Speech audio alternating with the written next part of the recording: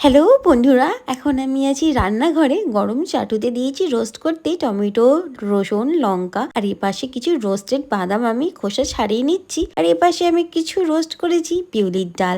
আমাদের বাড়ির কারিপাতা গাছ থেকে কিছু কারিপাতা ভেঙে নিয়ে আসলাম, কুচিয়ে রেখেছিলাম পেঁয়াজ আর রোস্টেড রসুন, কাঁচা লঙ্কা, টমেটো খুব ভালোভাবে রোস্ট হয়ে যাওয়ার পরে আমি একটু হালকা ম্যাশ করে নিচ্ছিলাম।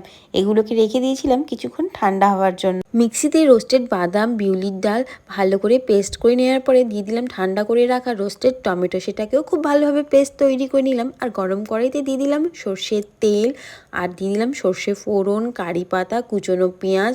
ভালোভাবে লাল হয়ে যাওয়ার পরে দিয়ে দিয়েছি পেস্টটা, যেটা আমি টমেটো আর বাদামের পেস্টটা তৈরি করে রেখেছিলাম। পরিমাণ মতন লবণ, চিনি দিয়ে জলটা খুব ভালোভাবে শুকিয়ে নিলাম। তারপরে সর্ষের তেল দিয়ে নাড়াচাড়া করে তৈরি করে নিলাম বাদাম আর টমেটোর চাটনি। ট্রাই করে দেখো একবার, খুব ভালো হয়।